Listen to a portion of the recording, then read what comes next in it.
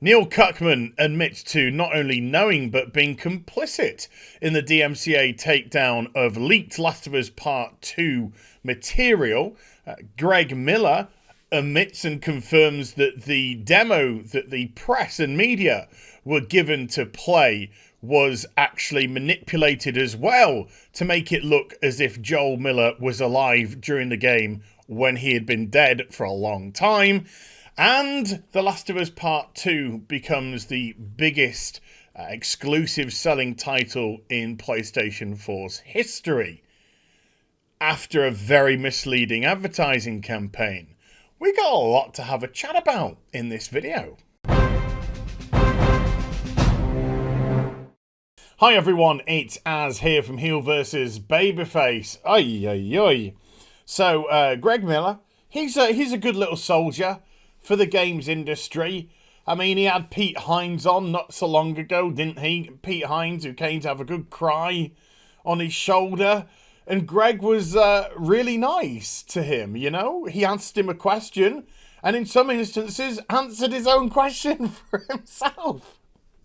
Because Pete seemed a little stuck, so he thought it'd help him along. You know, you gotta respect that kind of shilling. So anyway, there was a bit of a panel with Neil Cuckman, Ashley and Troy. And I don't really want to involve Ashley and Troy in this because, well, I know they probably hate the guts off me. But I like them. I do actually like them, regardless of what Troy, you know, the way that Troy's been positioning recently. The guy's, he's trying to sell his product. They're all, you know, in such an echo chamber. And I'm just kind of hoping to God that they're just decent people in reality. But this guy here, this guy is a psycho. I mean, look at his face. This guy was really getting off in this interview with Greg when it was relating to the death of Joel in The Last of Us Part 2 and the way that people were getting thrown and all this kind of stuff. This guy was getting... I think he was probably, you know, pitching a tent during these occasions. But there was a question that Greg asked, and it was relating to the leaks and how they actually felt when they discovered that the leaks had come out. You know, one of the things which is probably the worst thing that could possibly happen for a game dev, but when we realize everything which was surrounding it, you begin to understand why the leaks came out. And so Greg was just like, how did it feel? What was it like for you? And this is how Neil Cuckman responded. Now, bear in mind, hey, look. I look like that cyborg from The Empire Strikes Back. Look, Naughty Dog had remained really quiet as regards to the leaks.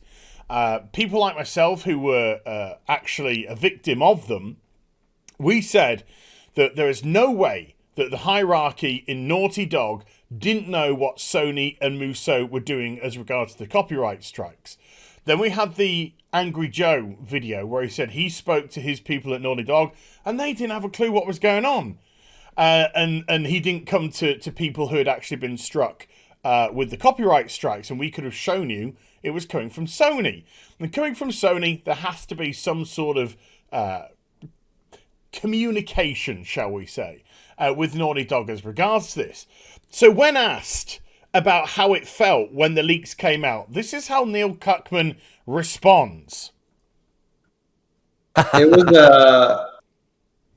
It was one of the worst days of my life. Well, yeah, I mean, it was the worst day of a lot of our lives. We found out exactly how you screwed up the franchise. Never mind. When that leak happened, because it's like I saw it happening in real time. Like I saw when it hit YouTube, and we're just all panicking, texting each other for them to take it down. And you know, and there we go. We're all panicking. We're all texting each other to take it down. So not only did he know about the DMCA takedowns, but he was complicit in them. He was party to it.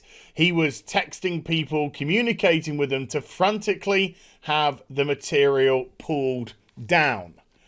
Let's just go for a little bit more. a lag, so it takes like an hour to take down. Sure. And it had like hundreds, maybe 1,000 views before it got all taken down. So he's referring to the initial video, but he's shown his hand. So he's saying it takes about an hour or so to have something pulled by copyright strike. There's about 1,000 odd views on the actual video when it happened, but the damage had been done because when it goes out onto the internet, that's it. It's going to spread like wildfire. And what did we see happen over the course of the next few days? Anyone that even spoke about the leaks didn't put any copyright material in there whatsoever. Anyone that just spoke about the leaks was pulled. So it clearly looks like Neil was party to how they would go forward in regards to dealing with the copyright, the leaked material that was out on the internet. And it looks like the decision was made to bring in the third party of Musso to scour and pull anything that was discussing The Last of Us Part 2 leaks. So we know that Naughty Dog was complicit.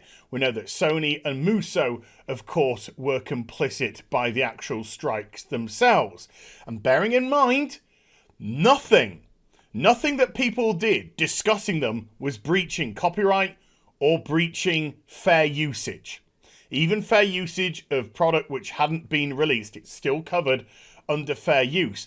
And even people that weren't even using any screenshots or material in their videos were still getting pulled down simply for discussing the leaks. They were attempting, of course, to silence people as much as possible, which then shone the Streisand effect onto everything. Things blew out of control, and then we just persisted. They thought people were just going to buckle, but we persisted with more videos after more videos after more videos, people seeking legal counsel, people getting absolutely 100% to grips with their legal rights.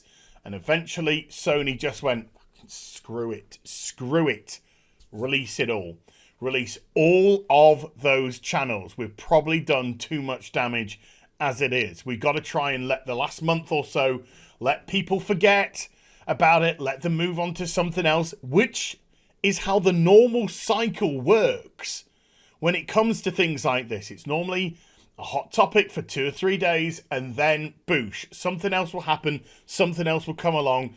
Activision or EA will do something really fucking dumb, and then we'll go on to discuss something else, or Ryan Johnson, or Jar Jar Abrahams, or whatever it may be. So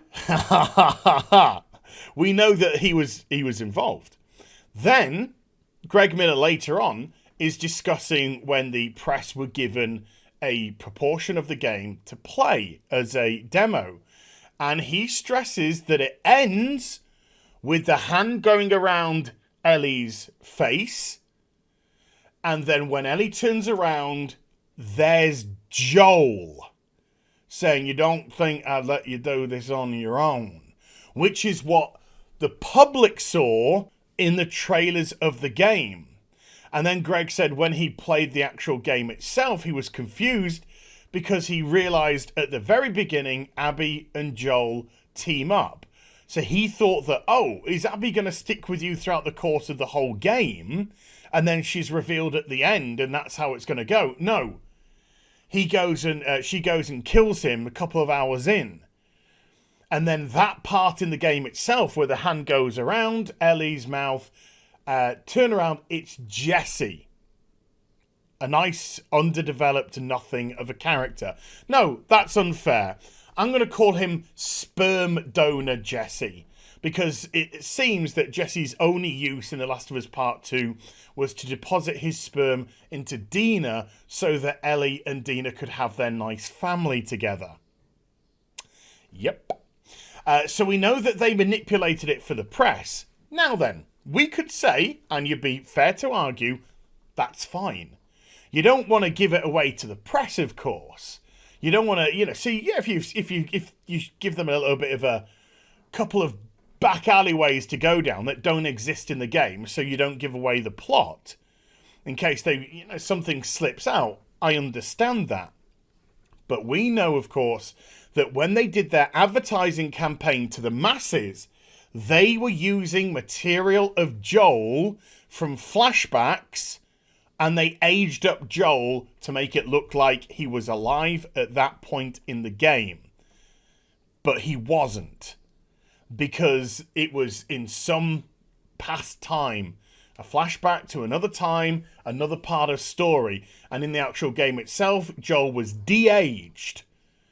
So they have manipulated the audience purposely into believing Joel had a much larger role. And then what happens? They announced today that The Last of Us Part 2 has sold 4 million copies to date, making it the biggest selling PlayStation title, exclusive title, first party title of all time. But you have to ask yourself, how many people made their purchase believing that Joel had a much larger role because of the marketing? And those people would have been duped. So what happens? Well, of course, when the game goes live, people play a couple of hours and then see Abby smash Joel's head in with a golf club. And we have seen the reaction, never mind the leaks, because there are too many normies out there, clearly, with 4 million people purchasing this in, 4 days, 5 days, whatever it may be. Well, a week, whatever, I don't know. Since the 21st, yeah. In a few days. There's way too many normies out there that absolutely overwhelmed the footage that would have gone out there. So those normies were buying the game based off the first game, based off the advertising, 2 hours in, bop. And we've seen reactions from PewDiePie, who, by all intents and purposes, seems to have removed himself completely from the spoilers of the game. We've seen Korean streamers take the disc out of the machines at that point and just cut the goddamn thing up. We have seen the outcry on the internet of people being absolutely furious with it. We've seen the Metacritic score, which Metacritic are now clearly manipulating in an effort to raise the score up, which was down at 3.3 out of 10 comparative to the press's 95%. People are now finding it almost impossible to leave a negative review for that game. So just the positive ones are going up and just inching the score up. I think the last time I saw it is at 4.6 out of 10 now. So the reaction from the public is massively divisive. At the very least, divisive. At the worst case, thoroughly rejected. And this guy just sits constantly with a smug grin on his face at how he's torn down his own franchise. Grats, cuckers. You did a stand-up job. So there we go. Hope you enjoyed the vid. If you did, do give it a thumbs up. And also subscribe to the channel. Follow me on social media, which now includes, what's it called? Parler. I'm at HeelvsBabyface at Parler. Yeah. And YouTube, of course, for live streaming, 10 p.m. tonight, UK time. Friday Night Tights. Be there. And I'll be back with some more stuff very soon. You take care. Bye for now.